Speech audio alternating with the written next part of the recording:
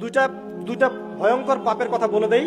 এই দুইটা পাপে যারা আসক্ত হয়ে আছে তারা তওবা করে ফিরে আসলে পরেও সারা জীবন তাদেরকে এটা সাফার করতে হবে।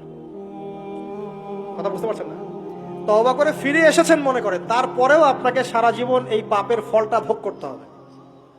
এক, মাদক দ্রব্য দীর্ঘদিন সেবন করেছেন, তওবা করেছেন, ফিরে এসেছেন, আল্লাহ হয়তো মাফ করে দিয়েছেন, আল্লাহ পাক মাফ করে দিয়েছেন, বাট আপনি আপনার দেহের যে ক্ষতিটা করে ফেলেছেন এটা পোষাতে পারবেন না।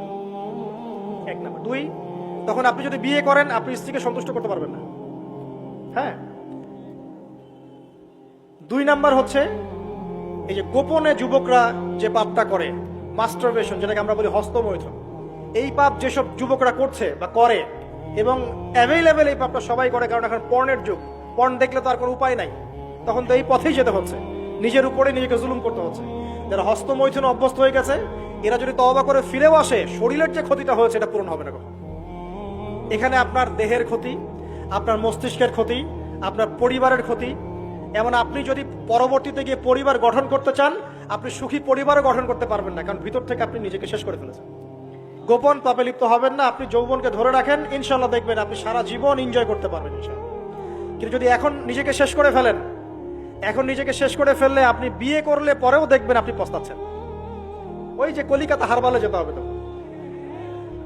মডার্ন হারবালে দৌড় দিতে হবে। আর সব হারবাল টারবাল খেয়ে লাভ হয় না। কারণ কি? কারণ আল্লাহ প্রদত্ত যে নেয়ামত সেটা আপনি নষ্ট করে ফেলেছেন, এখন এইটা আর আপনি ক্ষতিপূরণ দিতে পারবেন না। অতএব জীবনটাকে সিরিয়াসলি নেন। দেখেন, আমার মতো বয়সে, আমার চেয়ে প্রায় 10 বছর বয়স আগেই তারেক বিন জিয়াদ স্পেন জয় করেছিল। আমার যে বয়স এখন চলছে 30 পার হয়ে গেছে, এর চেয়ে আরো প্রায় 10 বছর আগে মোহাম্মদ বিন কাসিম এই সিন্ধু জয় করেছিল। এখন যে ইসলাম আপনি ভোগ করছেন এটা তাদের ফল, তাদের এই জিহাদের ফল। তো এখন আমাদের এই যে 20 বছর 30 বছরের যুব সমাজের দিকে তাকায় দেখেন, একবার তাকায় দেখেন, চেহারাগুলো একটু দেখেন, চেহারা দেখেন, এক একটা চেহারা দেখেন, চেহারায় নূর নাই, নষ্ট হয়ে গেছে, নামাজ নাই, চোখগুলো বসে যাচ্ছে, কারণ সারা রাত জেগে থাকছে।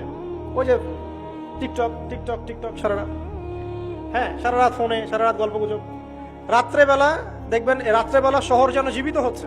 রাত্রেবেলা ক্যারাম খেলে, রাত্রে লুডু খেলে, রাত্রে এটা করে, রাত্রে সেই, সারাদিন ঘুম, সারাটা দিন ঘুম। আপনি কি জানেন সারা রাত কে জেগে থাকে, সারাদিন কে, সারা রাত কে ঘুমায়, আর সারা দিন কে জেগে থাকে? সারা রাত জেগে থাকে কুকুর এবং সারাদিন ঘুমায় কুকুর। আর দেখবেন আপনি বিড়ালকে দেখবেন, ও কিন্তু রাত্রে ঘুম এবং দিনের বেলা সে অ্যাক্টিভ। পাখিকে দেখবেন, পাখি সন্ধ্যা হলো একদম ঘরে, যেই সূর্য ডুববে পাখি একদম ঘরে, দেখেন না? পাখি ঘরে। আর যেই ফজর হবে পাখি বের হয়ে গেল। আর আল্লাহ রাসূল সাল্লাল্লাহু আলাইহি ওয়াসাল্লাম হয়তো বা এই কারণেই, আল্লাহ ভালো জানেন, তিনি বলেছেন এমন কিছু মানুষ জান্নাতে যাবে যাদের মনটা হবে পাখির মতো। দেখেন পাখি কি করে, একদম সন্ধ্যা হলো ঘরে ঢুকে গেল, যেই ফজর হবে একদম ফজরের আগে আগে সে বের হয়ে গেল। তো পাখির মতো হওয়ার চেষ্টা করেন, পাখির মতো লাইফস্টাইলে আসেন, এবং সে সারাদিন পরিশ্রম করে রিজিকের জন্য, করে না? আল্লাহ পাক পাখিকে রিজিক দেন কি চাকরির মধ্য দিয়ে না ব্যবসার মধ্য দিয়ে? কিভাবে সে রিজিক পায়? তাওয়াক্কুল, তাওয়াক্কুল, আল্লাহর প্রতি তাওয়াক্কুল। আর তাওয়াক্কুল করে কি সে ঘরে বসে থাকে, না রিজিক সার্চ করে, রিজিক তালাশ করে? আপনিও রিজিক তালাশ করেন, আল্লাহ পাক রিজিক দিবে ইনশাআল্লাহ। প্রিয় যুবক ভাইরা, আল্লাহর ওয়াস্তে তওবা করেন। যারা যারা মাদকদ্রব্যের সাথে সংশ্লিষ্ট আছেন বা থাকার সম্ভাবনাও ছিল, এ ধার কাছেও যাবেন না, ওয়াদা করছেন তো? এবং গোপন পাপে লিপ্ত হবেন না। মুসলিম তরুণ যুবকদেরকে উদ্দেশ্যে বলছি যে আপনারা কায়িক পরিশ্রম করেন, কায়িক পরিশ্রম করেন, 5 ওয়াক্ত সালাতটা আল্লাহর ওয়াস্তে নামাজে মসজিদে এসে পড়েন। বেশি কিছু করতে বলছি না ভাই, আমার কথা শোনেন, বেশি কিছু করতে বলছি না। আল্লাহর ওয়াস্তে 5 ওয়াক্ত নামাজটা মসজিদে পড়েন, পারবেন না? আচ্ছা, ডেইলি 10টা পৃষ্ঠা করে কোরআন তেলাওয়াত করেন, পারবেন? আল্লাহ তৌফিক দান করুন। ডেইলি 2-4 টাকা করে সদকা করেন, পারবেন? আচ্ছা, প্রত্যেক দিন কিছু দাওয়াতি কাজ করেন, আমর বিল মারুফ, সৎ কাজের আদেশ করবেন, নাহি আনিল মুনকার, অসৎ কাজে নিষেধ করবেন। পারা যাবে ইনশাআল্লাহ। আপনি হালাল রিজিকের একটা সন্ধান খোঁজার চেষ্টা করেন, পারবেন ইনশাআল্লাহ।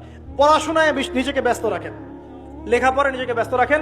যদি এর পাশে আপনি সময় পান, আমি বলবো আপনি খেলাধুলা করেন। যদি সময় কিছু বের করতে পারেন, কায়িক কিছু পরিশ্রম করেন, প্রয়োজনে কিছু কসরত করেন, জিম করেন, খেলাধুলা করেন। তারপরেও পড়নে যায় না, তারপরেও গার্লফ্রেন্ডের পিছনে সময় নষ্ট করেন না, তারপরেও যে টিকটক, ফেসবুক, ইউটিউব নিয়ে পড়ে থাকেন না। ওগুলোর চেয়ে খেলাধুলা করা অনেক ভালো আছে। অ্যাটলিস্ট আপনি ফিজিক্যালি ফিট থাকবেন। অনেকে বলতে পারে যে এটা না করলে হয়, এটা বাজে কাজ, সময় নষ্ট। আমি মনে করি এখনকার যুবকরা যেসব পথে সময় নষ্ট করছে এর চাইতে অ্যাটলিস্ট খেলাধুলা করলে ভালো ছিল। একটা সময় ছিল না, আজকে থেকে 10 বছর আগে প্রচুর খেলা হতো না? ক্রিকেট হতো, ফুটবল হতো, এই ব্যাডমিন্টন হতো শীতকালে, তাই না? খেলার লিপ্ত থাকলে কিন্তু আমাদের মধ্যে একটা হৃদ্যতা, একটা বন্ড তৈরি হতো, একটা বন্ড। আমরা অনেক টুর্নামেন্ট খেলতাম না? এখন দেখবেন কিচ্ছু নাই, সব বন্ধ, খালি ফোন, সারাদিন কি ফোন। এটা আরো কি ডেঞ্জারাস না? এভাবে তাদের ফিজিক্যাল বডিটা নষ্ট হচ্ছে, মেন্টাল স্ট্রেংথটাও নষ্ট হচ্ছে। এর চেয়ে বরং তারা যদি কোনো কসরত করে এটা অনেক ভালো হবে, এটা আমার মত। এটা আমি কোরআন সুন্নাহ থেকে কোনো কথা বলছি না। আল্লাহ পাক বোঝার তৌফিক দেখ।